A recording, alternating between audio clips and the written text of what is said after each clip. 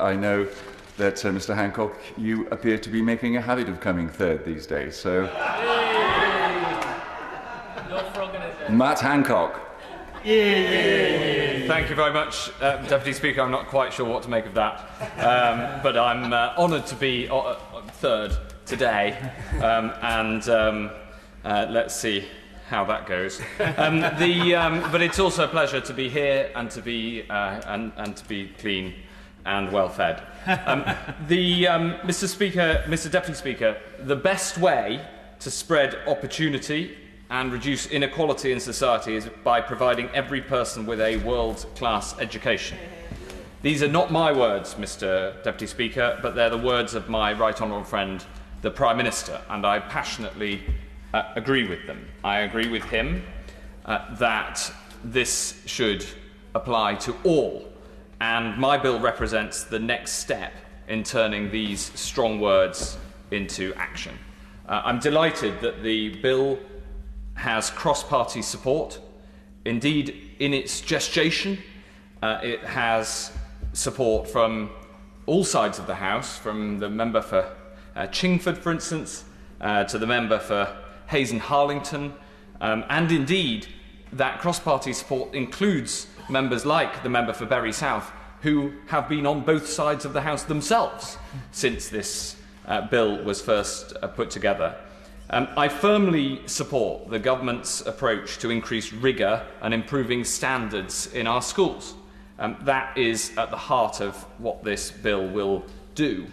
That drive over a decade is raising standards, and with raised standards comes raised opportunity and hope for children, and we've seen that improvement especially in the most deprived parts of our land. And now the government's explicit goal is even greater literacy. Earlier this year, the then Secretary of State, I think it was the last Secretary of State but I've slightly lost count, he put 100% literacy at the heart of the Schools White Paper and the SAND review. He was right to do that. And I would be grateful for confirmation from the Minister on the continued support for these two incredibly important planks of education policy, the Schools White Paper and the SEND review. But there is a gaping hole in the government's literacy drive, because shockingly, 1 in 5 dyslexic children get identified in school. Just 1 in 5. These are on the department's own figures. And in fact, when I found these figures from the Rose Report over 10 years ago, I then asked the department through parliamentary questions what the updated figure was, because I thought 1 in 5 was such a shockingly low figure. And I found that it hasn't changed over the last decade. Only 1 in 5 dyslexic children get identified at school. But without early identification, we will never reach full literacy, because the success in driving up literacy requires us to next support those who have the most difficulty in increasing their literacy. So the next stage of the education revolution under this administration must be to improve opportunities that dyslexic children and children with other neurodivergent conditions have. It's estimated that around 10% of people in the UK are dyslexic. But if we don't know who's dyslexic when they're at school, how can we possibly help them and equip them with what they need to deal with the challenges that life throws at us? Now, having been Health Secretary, I make an analogy to a health condition. If you have a heart condition, Mr. Deputy Speaker, if you don't know you've got the problem, you can't get the support to sort it out. And this is at the heart of what we need here to ensure that we have early identification. Screening in medical intervention is absolutely standard and valuable, and that way we can help people to live healthy, improved lives. So too it is with dyslexia. And my bill today would result in every child being screened for dyslexia in primary schools and giving teachers the adequate level of training to be able to teach dyslexic children properly. I think it is an outrage that whilst every teacher is a teacher of a dyslexic child, teachers currently do not need to be trained to support dyslexic children. That needs to change. This leaves thousands of dyslexic children left in the classroom without the world-class education they've been promised. And this fact that only 1 in 5 is identified at school means that many leave school not knowing that they've got a specific condition that affects how they translate those letters on a page into sounds in their head, but instead, dyslexic up and down the country are called lazy or stupid. And the worst is this undermines their self-esteem, and the problem with that is that they label themselves. Now, I was once told that we don't want to label children as dyslexic because they might feel downtrodden by that. But I can tell you, Mr. Deputy Speaker, from personal experience, that once you have found out what the problem is as a dyslexic, first you can get the support, and in my case, when I was identified as dyslexic age 18 after I'd left school, I then got the support to essentially relearn how to read, and that allows me to stand here reading from a little piece of paper whilst speaking it out in a way that I simply wouldn't have been able to before I got that support. But it's not only the practical support we need, it's making sure you know what the problem is. Because I know, and dyslexics who have that dyslexia identified know, that the problem is a specific neurological one of this translation of letters that wobble around slightly on the page into how it sounds in your head. It is not that you're bad at languages or stupid in some way, and there are still thousands of children who label themselves that because they do not get the identification that they need. This has got to change, and it is wrong to say that labelling children is a mistake. On the contrary, ensuring children know what the problem is gets them support and helps improve their self-esteem. Well, my right honourable friend, yes, of course. I'm grateful to my right honourable friend. And is it right that for some people who have been identified as dyslexic, they are able to get particular help, extra time, for example, in taking their exams, and if they're not identified as dyslexic, they won't be able to take advantage of that? My honourable friend brings me immediately onto the next page of my speech, and I know that he's extremely experienced in the work on these private members' bills on a Friday, so much so that he can anticipate precisely the next point I was going to make. Because the current system is broken.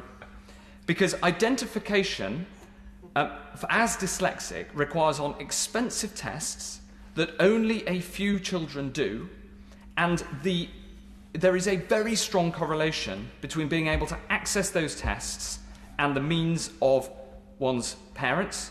And the result of that is that there is a much higher rate of identification in the private school system than in the state school system. In the state school system, 2.2% of people are identified as having special learning need. In the private school system, 18% have an education and healthcare plan. The divergence between those two figures cannot possibly be explained by a difference in the nature of the children. It is all about access. And in this country, for over 100 years, we've had a universal access to schooling. Quite rightly, it is the basis of a fair society and equality of opportunity, but we do not have equal access to identification for dyslexia and other neurodivergent conditions.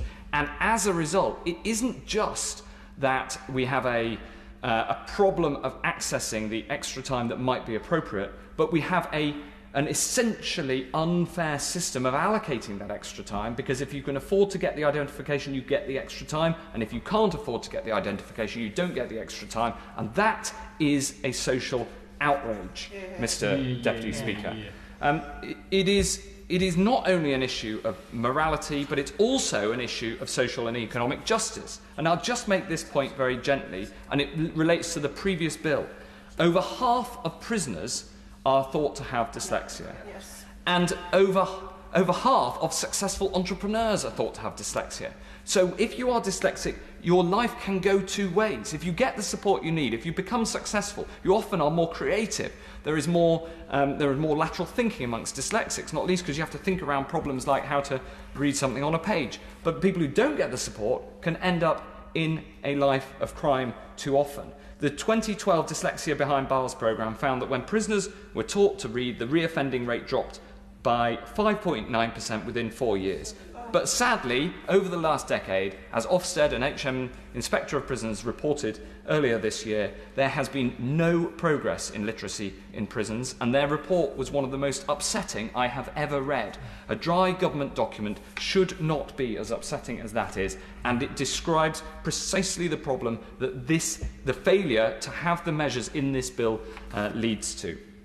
It's not all doom and gloom. There's also a massive opportunity.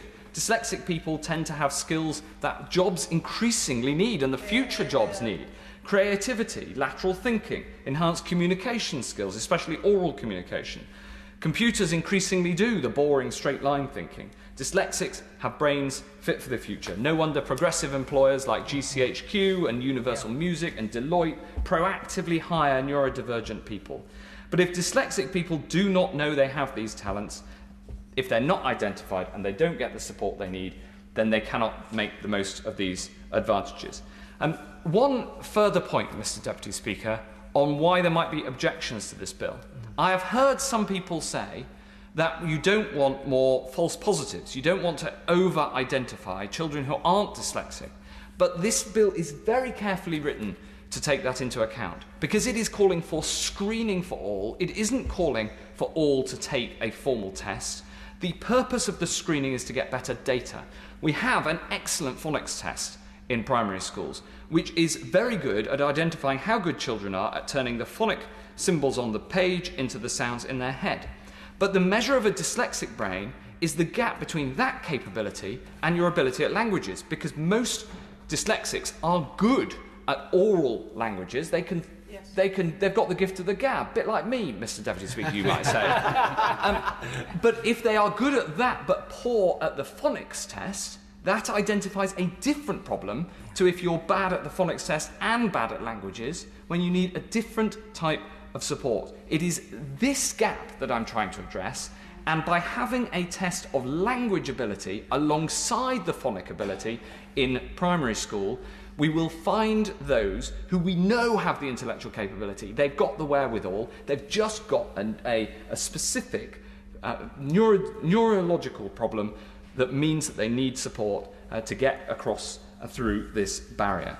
This bill will help to address that problem.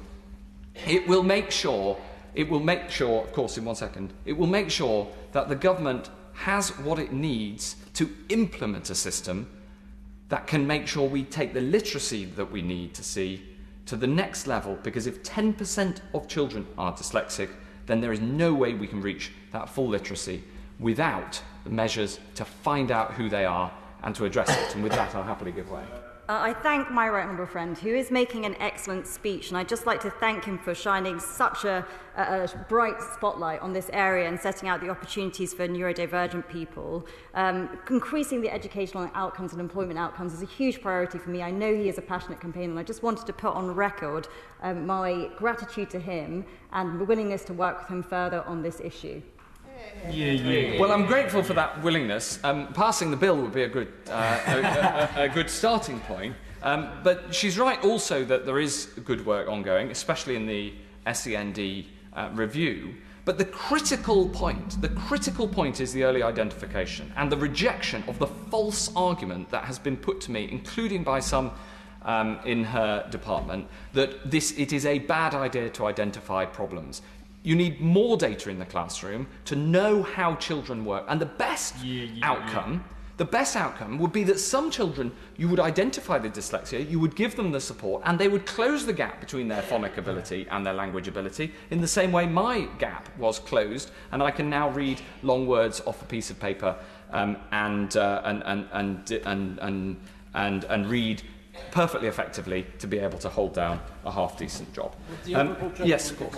I'd like to thank the Honourable Gentleman for giving way, and also to say how much I admire his campaign on dyslexia. Could he say a little bit about what actually happened from his own personal point of view at the age of 18, why he didn't get the support that he needed before that age, and what actually sparked that? Because I think that would be of interest to people in terms of addressing this debate. Yeah. Well, I'm incredibly grateful for that question. I know others want to speak, but what happened to me was that I was fortunate in that I'm okay at maths. So I could get to university on my maths, or I specialised in maths-based subjects, in maths and physics and computing at A-level and economics. I arrived at university to do an essay-based degree, and by the end of my first term, my tutor, Dr. Michael Hart at Oxford, he took me to one side and he said, "You can talk, but you can't get it down on paper."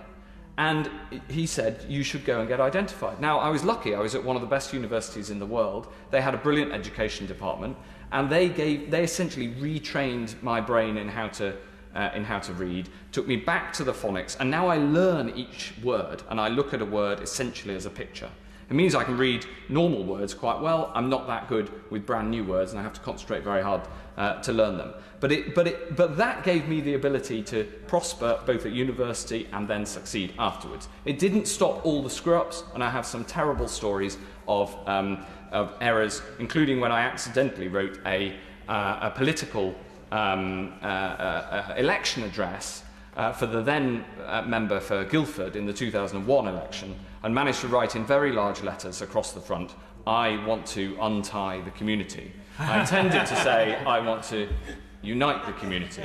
Unfortunately, we only discovered this error when the election address had landed on the 40,000 mat, and my still good friend, the former member for Guildford, was here no longer. So my dyslexia has continued to cause some problems for me, and caused a problem for him, but I hope that he's forgiven me. I want to just put on the record, Mr. Deputy Speaker, my thanks to the British Dyslexia Association, to Made by Dyslexia, who campaign for the benefits of, to explain the benefits of dyslexic thinking, and for Neurodiversity in Business, who campaign for businesses to open their minds to people who think differently. These are superb campaigning organisations. But there is more that needs to happen here. The choice is very simple. We must not leave generations of dyslexic children without identification or the support they deserve. We can back this bill and end systemic discrimination against neurodivergent children in our education system. If you, like me, care about every child actually receiving a world-class education, there is no good reason to reject this bill. For decades, governments of all colours have failed dyslexic children and put this in the too difficult box. Today, we have the opportunity to right that wrong. And this bill will improve literacy, increase economic growth, and reduce crime. Now is the time to stop talking and start delivering. Question is that the bill be now read a second time. Matt Weston. Thank you, Mr. Deputy Speaker. And can I start by saying how good it is to see the Right Honourable Member here in the flesh. He may have felt at home the last few weeks amongst late career pop stars and soap legends, but it is, I'm sure, what he's hoping to do here far more important than the last few weeks. I thought he was very cool in channeling his inner Arnie, although I'm not so sure he'll be back. Maybe that's one for the government, Mr. Deputy Speaker.